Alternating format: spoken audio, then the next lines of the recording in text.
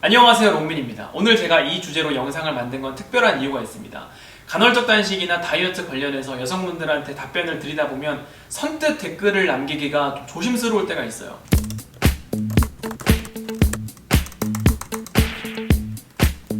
여자랑 남자랑 다르게 호르몬 변화가 많잖아요.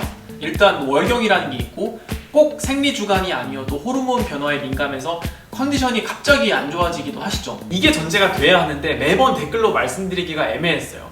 그래서 이렇게 막 역동하는 호르몬 주기 속에서 이럴 때는 식단이나 운동을 이렇게 하는 게 더 좋을 수도 있다라는 걸 꼭 얘기해보고 싶었습니다. 결론을 먼저 말씀드리자면 여자는 남자처럼 항상 똑같은 식단, 똑같은 운동, 똑같은 간헐적 단식을 하는 게 어렵고 오히려 안 좋을 수 있어요. 남자분들은 오늘 영상 보시고 여자친구나 아내, 조만간 생길 여자친구나 누나, 동생, 여자 가족한테 맞춰주면 좋을 겁니다. 진짜로요.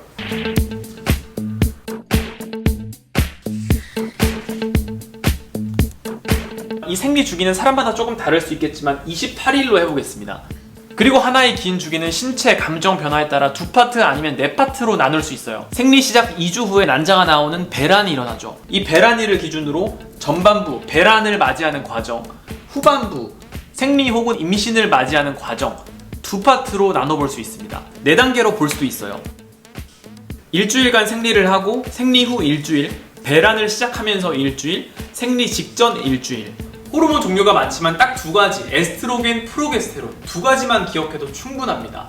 오늘 하는 얘기가 여성 호르몬 주기에 따른 대처법이잖아요. 전체적인 호르몬의 흐름은 이렇습니다. 전반부에는 에스트로겐이, 후반부에는 프로게스테론이 증가합니다. 생리를 하는 기간에는 에스트로겐과 프로게스테론의 수치가 모두 낮은데 특히 에스트로겐이 낮다는 거에 주목할 필요가 있습니다. 왜냐? 혈관, 피부, 근육, 지방 연소 등에 연관된 제일 중요한 여성 호르몬인 에스트로겐이 낮기 때문에 대사가 떨어져요. 음식물을 소화 흡수하고 영양소를 합성하는 모든 생체 활동 능력이 낮기 때문에 실제로 컨디션이 안 좋은 분들이 많잖아요. 좋은 음식을 먹어야 하는 건 당연합니다. 그걸 기본으로 하고 에스트로겐은 근성장이나 뼈와 관련된 칼슘, 비타민 D 이 2가지 흡수에 굉장히 중요한 역할을 해요. 근데 혈액과 수분 손실이 큰데 이 수치까지 낮아버리니까 근육경련, 손발 저림 같은 현상이 나타납니다. 그렇기 때문에 철분, 칼슘 같은 미네랄 특히 잘 챙겨주고 철분 흡수를 도와주는 비타민 C, 칼슘 흡수를 도와주는 비타민 D가 들어가는 음식을 먹어주면 좋습니다. 그리고 이 기간 초반 하루 이틀에는 대사를 방해하는 찬 음료는 되도록 피해주시고요. 만약에 내가 간헐적 단식을 열심히 하거나 다이어트 중이다, 이 기간에 16대8이나 하루 20g 같은 초저탄수 식단은 추천드리진 않습니다. 그게 여러모로 좋아 보이진 않더라고요. 운동도 가볍게 하시고요. 물론 전혀 이상이 없거나 3, 4일 차에 컨디션이 괜찮아지면 상관없습니다. 자기 몸은 자기가 제일 잘 알잖아요. 이 구간에는 내 호르몬 수치가 낮구나, 내 대사가 100%는 아니니까 너무 세게 하진 말아야겠다 정도만 인지하시면 훨씬 스트레스가 덜 하실 거예요. 호르몬을 이기려고 하는 건 무모할 수 있습니다.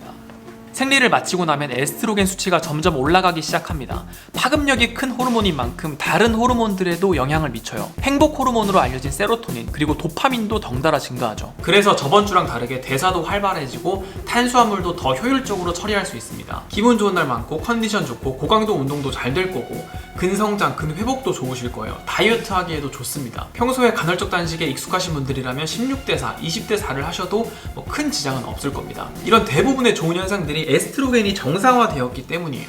제가 주변에도 물어보고 여기저기 알아본 바로는 이 기간에 여자분들이 피부도 좋아진다고 그러더라고요. 그래서 남자분들은 여자친구나 아내한테 예쁘다라고 하면 좋습니다. 아니다, 평소에도 그렇게 얘기해야 돼요. 이때만 예쁘다라고 얘기하면 그럼 다른 때는 못생겼다는 거야? 라는 얘기를 들을 수도 있어요. 그리고 배란이 일어나면서 후반기로 넘어갑니다. 이 14일 동안 초반 5일 정도까지는 괜찮은 컨디션이 이어져요. 운동이나 다이어트 식단 하시는 데는 큰 문제가 없을 겁니다. 아직까지는 에스트로겐이 높기 때문입니다. 그 이후부터 에스트로겐은 살짝 떨어지고 프로게스테론이 급속도로 치고 올라옵니다. 짜증나는 월경 전 증후군이 나타나는 거죠. 불안하고 우울하고 기운 없고 손발 차갑고 소화는 안 되는데 먹고 싶은 거 많아지고 이런 식욕이 폭발하는 건 2가지 호르몬 모두와 관련이 있습니다. 에스트로겐이 떨어질 때 기분 좋아지는 호르몬인 세로토닌도 감소하는데 이 세로토닌을 만들 수 있는 주 재료가 탄수화물입니다. 그래서 짬뽕, 도넛, 국밥, 빵, 파스타 이런 게 자꾸 땡기는 거죠. 프로게스테론은 정점을 찍는데 얘가 미치는 영향도 에스트로겐만큼이나 강력합니다. 지방 분해 효소를 억제해서 살을 찌게 만들어요. 또 혈당을 낮추기 때문에 자꾸 단 걸 먹고 싶죠. 물이나 노폐물을 잡아당기는 성질도 있어서 부종이 생기거나 뾰루지가 올라오는 분들도 있을 겁니다. 사실 이렇게 자꾸 먹게 만드는 건 임신과 태아를 위한 준비라서 자연스러운 거죠. 그리고 멀쩡했는데 변비가 생기는 것도 프로게스테론 때문입니다. 자궁벽을 두텁게 해서 주변 소화기관을 누르는 거죠.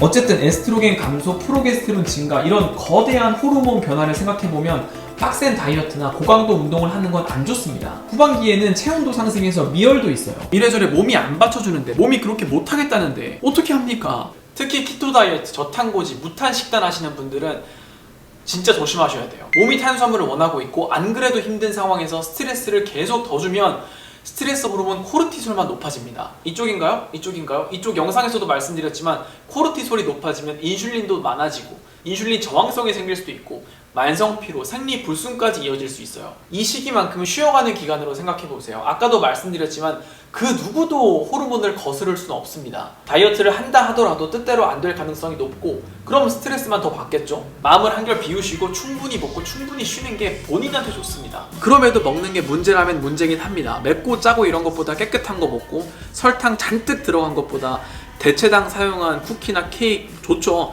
다 아는데 나는 다른 거 말고 짬뽕, 저기서 파는 떡볶이가 먹고 싶다니까? 밥 말고 버터 소금빵 먹고 싶다니까? 이런 현실적인 이야기를 들어보면 당연히 안 좋게 하겠지만 이왕 먹고 싶은 거 그냥 먹는 게 낫다고 생각합니다. 대신 평소에 관리를 잘 하셔야겠죠.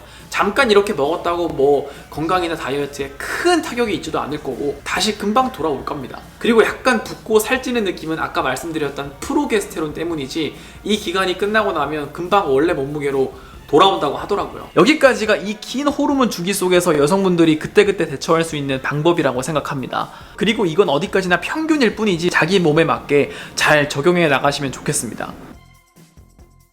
사실 이 컨텐츠를 준비하면서 고민을 좀 했습니다. 난 남자고 이런 걸 경험한 적이 없는데 함부로 얘기해도 될까? 라는 고민과 여자는 남자랑 달라서 365일 항상 똑같은 식단, 똑같은 운동을 할 수 없는 건데 이걸 한 번쯤은 짚고 넘어가야 되지 않을까? 라는 고민. 이런 고민을 계속 왔다 갔다 하다가 후자를 골랐죠. 그러고 나서 자료 조사를 하고 주변에 물어보고 이런 평균점을 토대로 영상을 만들어 봤습니다. 그럼 오늘도 영상 시청해 주셔서 감사합니다.